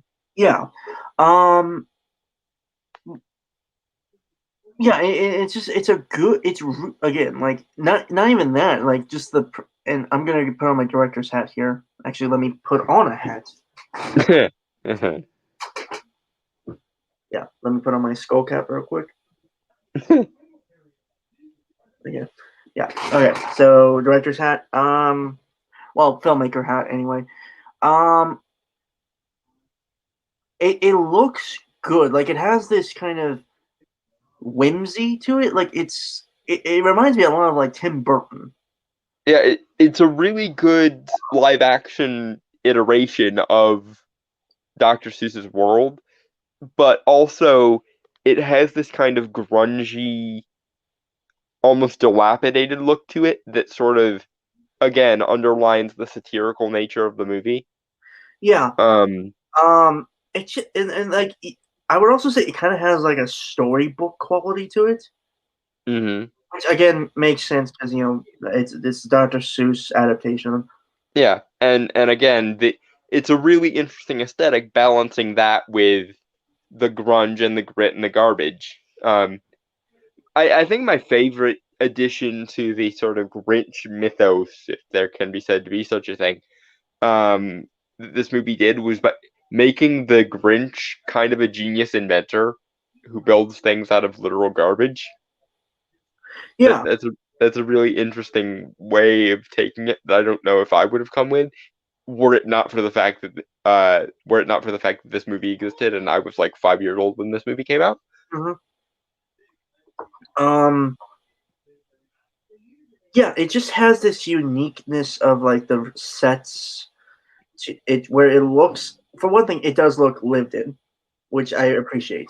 Yeah, and it also looks like a different world, but again, because of the satirical elements and the kind of and the kind of look at this and see yourselves, you morons vibe this movie has, it looks like a different world that you can imagine yourself existing in, which I don't think any other Dr. Seuss adaptation has successfully managed yet. And it's really impressive in scale because they did pretty much everything in live action. Yeah. Not to mention the coloring as well. And I realize that's it's something that we bring up a lot, but Yeah, it has such a vibrancy because it is Christmas and the colors always pop around Christmas. Again, thanks to like the snow and stuff. Like, yeah. The aesthetic is phenomenal, and again, Hollywood, you have better cameras and better digital technology now than you have ever had. Why is it that every movie is dingy gray or dingy blue or dingy brown or dingy green? Use color effectively, please. yeah. I also want to mention like well, actually, no, nothing really of like the sets or anything. We just covered. So the Again, I really liked the idea that the Grinch was a genius inventor who built shit out of garbage. That was smart. the music as well. Like, I mean, like, granted, the most famous song or music from that movie is obviously A reinterpretation of the stuff from the cartoon. yeah, but I do like there are certain moments where I think the score, like for the more kind of quieter moments. Yeah. And of course, the one that they added to the Grinch in this iteration that has now basically become a borderline Christmas classic in its own right, which is the song "Where Are You Christmas," which is just the saddest, most gut punch fucking song I think I've ever heard. Oh yeah, I remember that song. Like my mind always goes with always goes to the cover of Mean One, Mr. Grinch. But I forgot. I can't believe I forgot. Where Are You Christmas? Okay, so besides that, I guess we should move on to something I'm really well versed in, Mm-hmm. which is the characters. Um, And folks, you may grab whatever Yuletide beverage you are currently drinking and take a big swig of it right now. yeah. Okay, so well, I don't want to start with the titular character just yet, but let's move on to like our secondary protagonist, Cindy Lou. Mm-hmm. She is, I think, well, obviously she represents more like the innocence of Christmas when you're a child. Well, that, but also let's be real here. She's smarter than everyone else in Whoville. True, yeah, yeah. But I again, like she also represents like the that kind of the more selfless. Yeah, the desire for Christmas in its purest, most idealized form. Mhm. Which I think helps with like all the other characters and stuff because Yeah, most of the Who's in Whoville are um parodies of the late '90s, early 2000s approach to grandiose everything uh around the holidays. consumerism in that way, yeah. Yeah. Although I do think And of course Mayor Mayhew, who is the biggest asshole in the history of fucking anything. yeah, I would say she she's kind of in terms of archetype, she's somewhat of a paragon of sorts. Well, I don't think she changes much. She honestly reminds me a lot of Matilda from Matilda, in that she's smart and wise beyond her years, but also still Okay, very evidently a kid, kind yeah.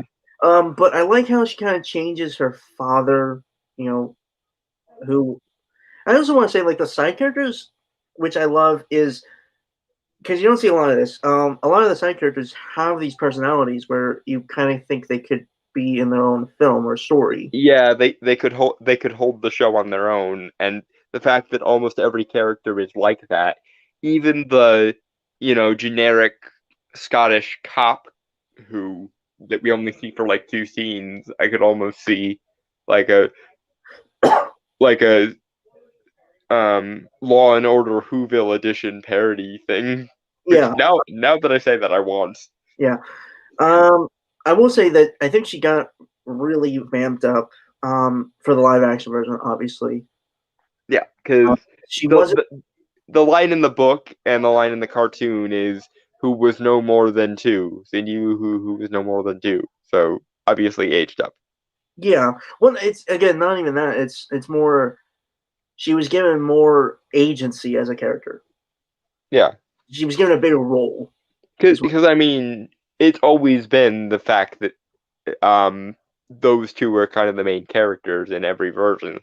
Because we don't really see the Who's as individual characters much in either the cartoon or the original book, aside from Cindy, who is, and I just realized how confusing this is going to be because we're talking about Who's, and I just used Who in a grammatical sense. Fucking hell.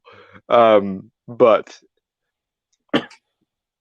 uh, we don't really see anyone outside of Cindy, and in the book and in the cartoon, she's sort of childhood innocence personified.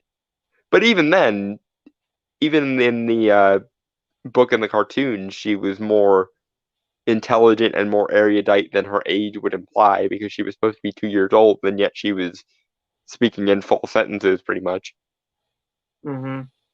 which is impressive. Yep.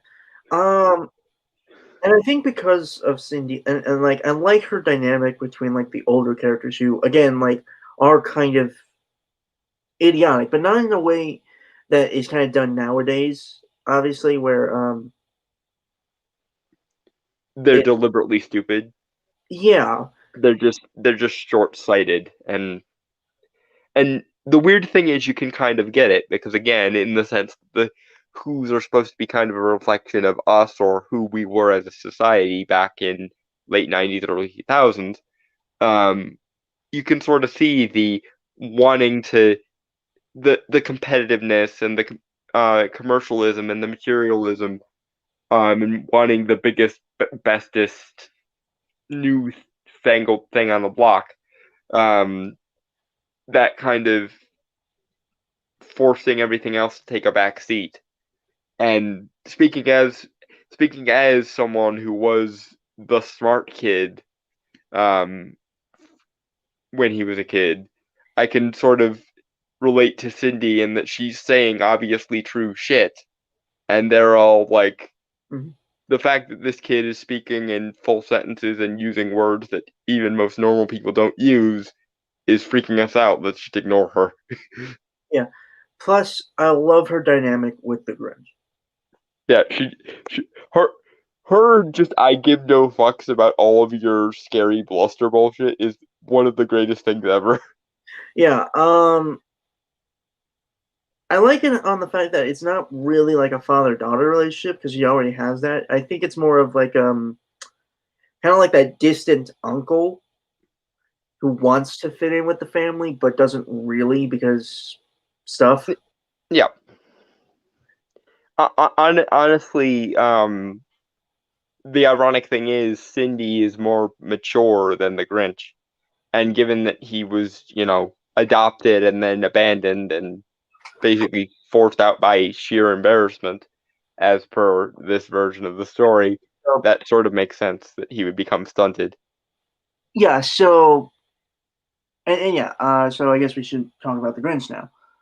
Yeah, Um, he is like in this version of the story, he is very much a tragic figure for most of the story. yeah. I think maybe the backstory might have been a little bit overkill, I personally. I don't know. I like it, but that's just me because I actually care a lot about people. So Yes, it is possible my quasi robotic detachment might be getting in the way there. I will grant that. But I think it does explain a lot of his actions and why he does what he does more. Because again, like in the original, there's not really a lot of, you don't really get a sense of why he doesn't like the Who's and Whoville, besides like the fact that they're cheery and he's not. Well, I mean, sadly enough, they did give the Grinch, I think, enough backstory in the cartoon and in the book that it made sense. The original Grinch was basically like Squidward from SpongeBob, in that he didn't like the noise and he didn't like the excesses, and he just kind of wanted to be left alone and do his own thing and not have to deal with other people's shit. Um, Now, obviously, he's much meaner and much more malicious than Squidward, but it's very much that same kind of character. Right. Whereas the Grinch in the movie has an arc because people are assholes to him. I mean, he's always had an arc. Well, yeah, but he has a arc separate and outside of the, ordains to take Christmas, sees that Christmas can't be taken by taking shit, and then, learned his lesson. Outside of that arc, he also has the dealing with my childhood bullshit and also paying everyone back for being assholes arc. Yeah. And the ironic thing is in this version of the story, the Who's are kind of responsible for creating the Grinch, because if everyone in Whoville was like the two old biddies that adopted and raised him, he probably would have learned to fit in just fine. And honestly, I could see a parallel universe where the Grinch runs everything because, again, genius enough to create complex machinery out of garbage and, whatnot. And I mean, even in the flashback, he made a Christmas angel out of jewelry and I think a strainer. So he clearly was ahead of his time, at least on the engineering side of things. Mhm. But because, again, or the younger Mayhew that eventually became the mayor, bullying basically turned the Grinch into the curmudgeonly monster that he is. And I think every loner, every outcast, every weird kid can sort of empathize with that. And it's another interesting parallel between the Grinch and Cindy, because you could definitely see a version of the story where Cindy gets so sick of being the one to defend Christmas and everyone else being so materialistic and vain, that she would probably just haul off and join the Grinch's team eventually if things didn't go the way they went in the movie. Yeah. I mean, besides all that, the movie's incredibly funny, which I think is really helped by like all the actors, I think, being comedians or at least have a comedic bone in their body. Yeah, they all I think know what movie they're in, and I think, again, somebody, probably Ron Howard, was smart enough to go, how are we gonna make, a big budget blockbuster version of the Grinch? And he went, oh, I know, we'll make it satirical about how, overblown and commercial everything is, and so on and so forth. I think everyone on the team, on the acting side of things, knew that was what they were going for and just ran with it. You can obviously tell that the actor who plays Mayor Mayhew is having fun with just being the world's biggest asswho. And yes, I coined that word. You may shame me for a pun now.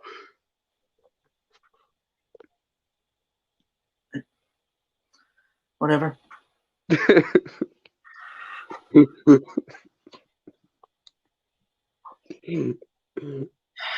You honestly believe there wasn't going to be at least one Who pun? I really hoped.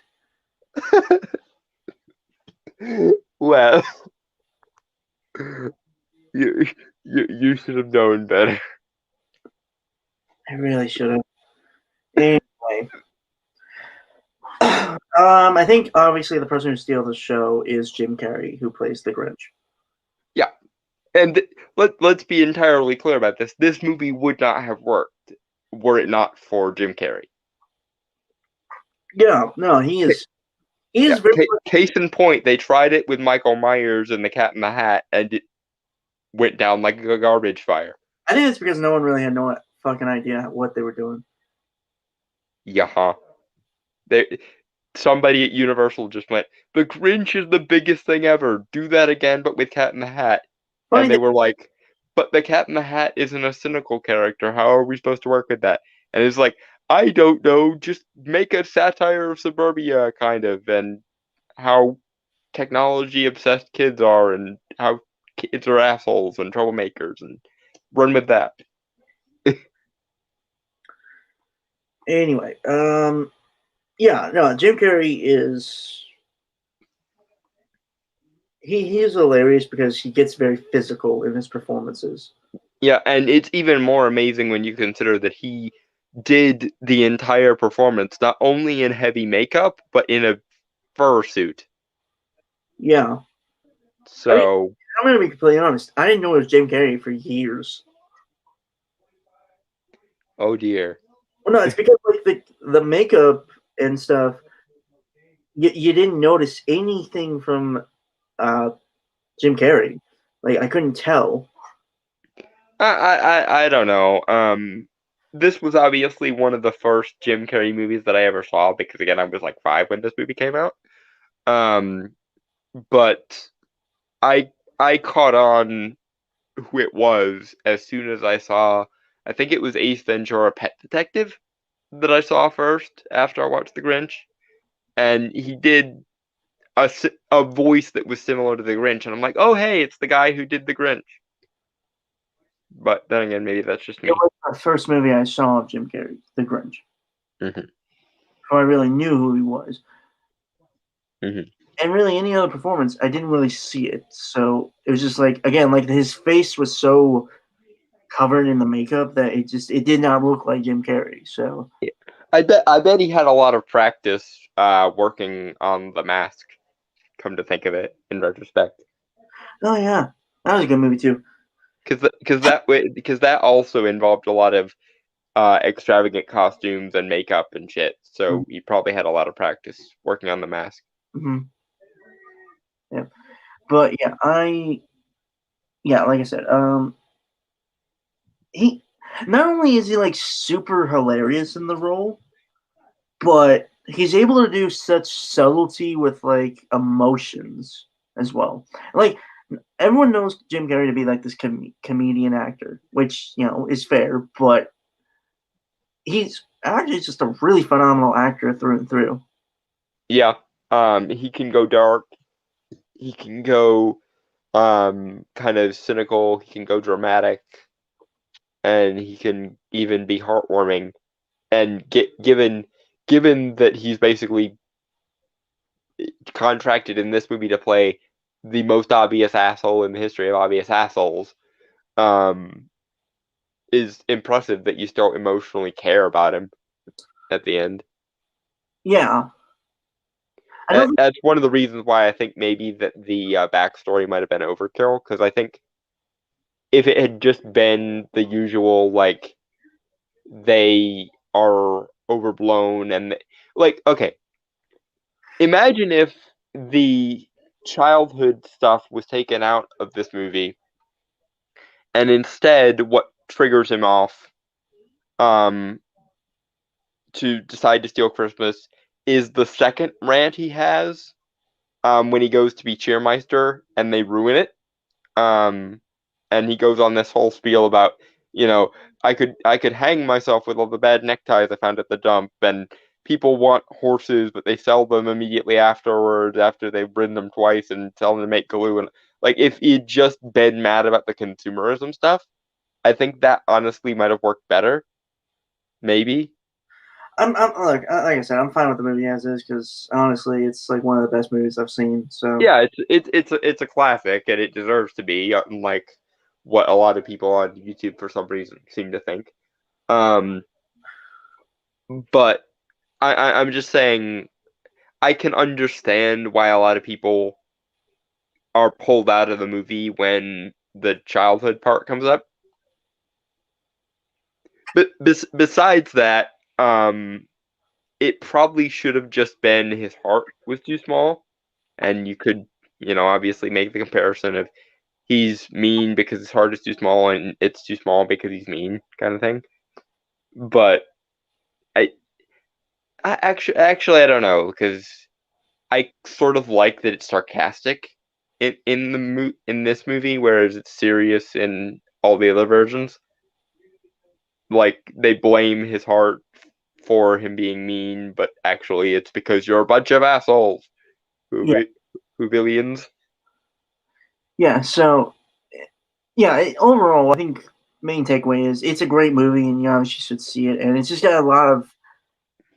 It's like one of the best Doctor Who. Dr. Seuss.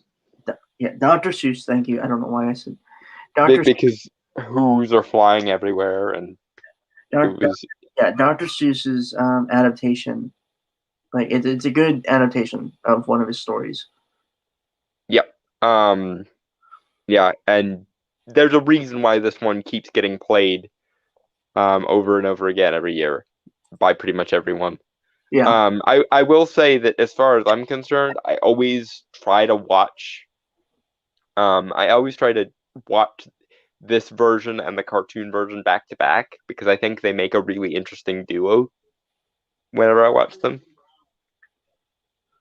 yeah, Plus, it's Chuck Jones, so you know, never. I never want this movie to overshadow the Chuck Jones version.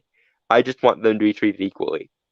The new version can get the new computer animated version can get fucked, but the Jim Carrey one and the Chuck Jones one are equally good for different reasons, at least in my opinion. yeah. So with that, folks, I want to say goodbye, adios, aloha, avize, sayonara, peace, cheers, and Uh, Fuck off.